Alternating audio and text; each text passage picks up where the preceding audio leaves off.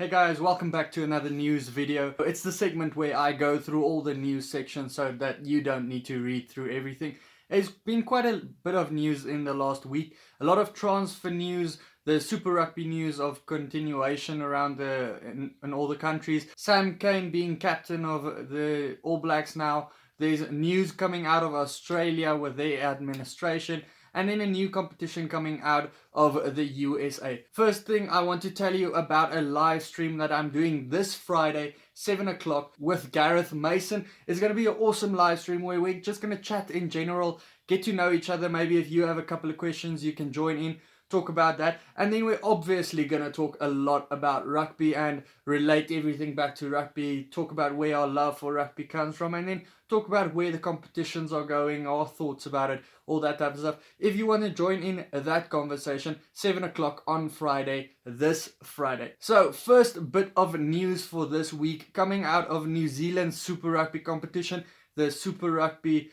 Aotearoa or something like that. I just can't pronounce it. I've been trying. It's going to start on 13 June. The Saturday kickoff is going to be the Highlanders versus the Chiefs, and on Sunday we'll see the Blues versus the Hurricanes. If you don't know much about this competition, it's going to be all the New Zealand Super Rugby sides, so it's 5 sides.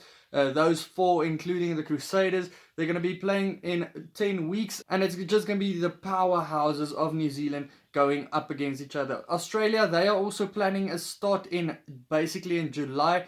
Meanwhile, in South Africa, they are planning an August to September start, so much later than the other guys. We might have a little bit of a deficit to make up by that time.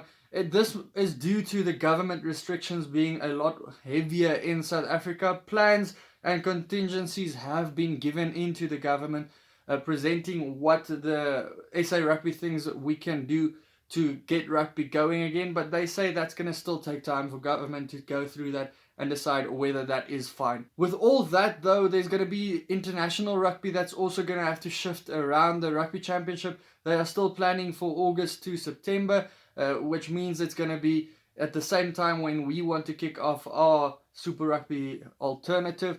Then Scotland and Georgia, who would have played here now in June and July, is going to move to October. And then the November tests, they are saying, will still stick around in that time. Well, that's what they're talking about. It will be very strenuous on all the players, but that's what they're talking about at the moment in South Africa. Then there's some news coming from the Kings again. They received their paychecks 10 days late. This sounds very familiar from a year back or 2 years back as well. The privately owned franchise is blaming their EP Rugby Union for undermining the franchise effectively to secure funds from the Nelson Mandela Bay municipality. They secured 6 million rand, but they actually wanted 10 million rand. But with this feud going on within the franchise, basically they only got that 6 million. And who knows where this money is going? Who knows what's going to happen further with this club?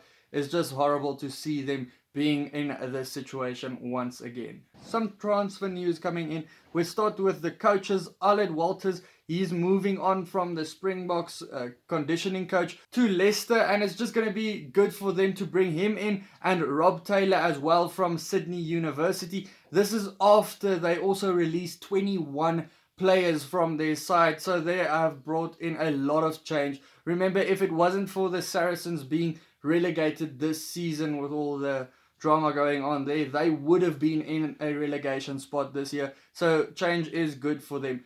Then some player transfer news. The Bulls are set to lose John Ray Rudolph, the loose forward. His loan offer is over from the Pumas. Another Puma player going back to them is Leroux Roots from the Sharks. I don't know, I would secure him if I were them. He's been good. But it looks like Rudolph isn't going back to the Pumas, actually. It looks like the Cheetahs are swooping in and offering him a contract as well. This is according to Rapport. It's difficult sometimes to believe stuff that does come from there. There's a lot of speculation sometimes.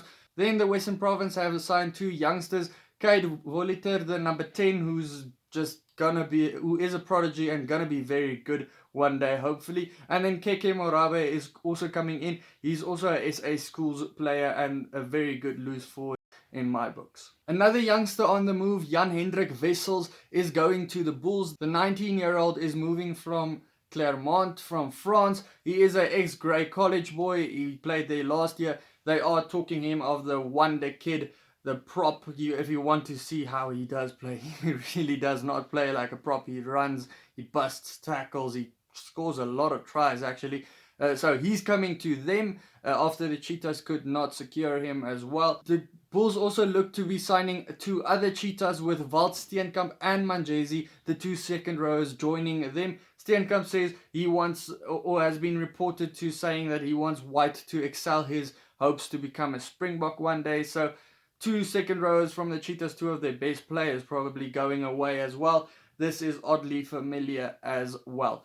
The next bit of news is Sam Cane was selected as the new New Zealand captain, so the All Black captain, and he has big shoes to fill with Reid being out. I mean, Reid and McCaw, the 2 guys before him, also loose forwards, had massive winning percentages. Many favoured Whitelock to be the captain, but being 31 years old, meaning he'll be 35 by the next World Cup, that is probably pushing it a bit. We don't know how he will be playing by then. So it's probably better to get a little bit of a younger guy in. The only issue that is surrounding Kane at the moment, especially in New Zealand, they are questioning his ability to actually hold a starting position, because it's often the case with Kane that he is on the bench and other players are starting. But Foster has said that he is going to be moving guys around, with Sevilla probably going to 8 and Kane being able to shift around as well. So that's what they're talking about over there. Then there's more drama coming from Australia, with their administration always looking like there's trouble there. Peter Wiggs has resigned from their Australian board of directors, and they also brought in Rob Clark as their new CEO. So there's a lot of change over there yet again. And also coming out of Australia, there's this table that they brought in with 167 people are required to run a Super Rugby game without any crowd being there. So yeah, that's a huge amount of people, and it's quite shocking to see how the game has kind of ballooned into this massive amount of people. Look, it is a commercial game, it is the top quality game, so there's bound to be a lot of people. So most things on this list I am quite fine with. If you want to look through it, you can pause now and just check through it. But there's a few things that is a little bit questionable. Like, there's 10 people running the admin for a game where there's only players involved. There's no crowds. Look, I could be horribly mistaken, and there's a lot of stuff going in, so you can let me know about that. Then there's also 6 commentators that has to be on site, which is also weird, because you can do the commentating probably from off-site if you wanted to. Yet again, I'm just a fan, just looking at it from my perspective, and there's different languages, so yeah, probably 6 could be there. And then they also say the biggest question to me is the big screen and PA announcer for a game with no crowds is quite strange, but that's what they say, that's what they require. So 167 people to run a Super Rugby game without any crowds. The last bit of news for today is coming out of America. A USA investors firm is planning to launch a new competition, which they are calling the Hollywood of Rugby. And it's not the MLR, if you have been watching that. It's a new National Rugby Football League, so basically the NFL of rugby, where each team has a salary cap of $8.7 million. So that's equating it to the English Premiership. And they want to play this in the NFL off-season between April and July to get more fans interested in the game. That's very smart.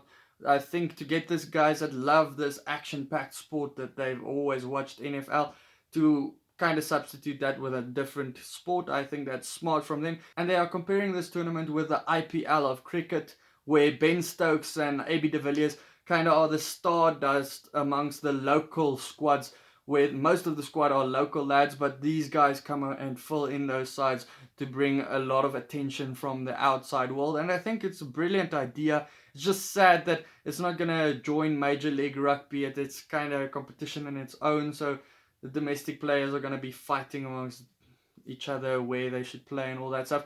it would have been great if the two could combine. What the organizers are saying, it's a 16-game season between 8 squads, which they are believing that would have more stars interested in playing there because it's not as strenuous to their bodies. It's a little bit of time for them to still play rugby, but their body can kind of recover a bit. Guys, let me know down in the comments below, what do you think of the news for today? Also, remember to check out the live stream on Friday with Gareth Mason. It's going to be an awesome one, 7 o'clock. Any other video that you want to check out, it's going to be popping up here next to me. And then remember to subscribe. Cheers.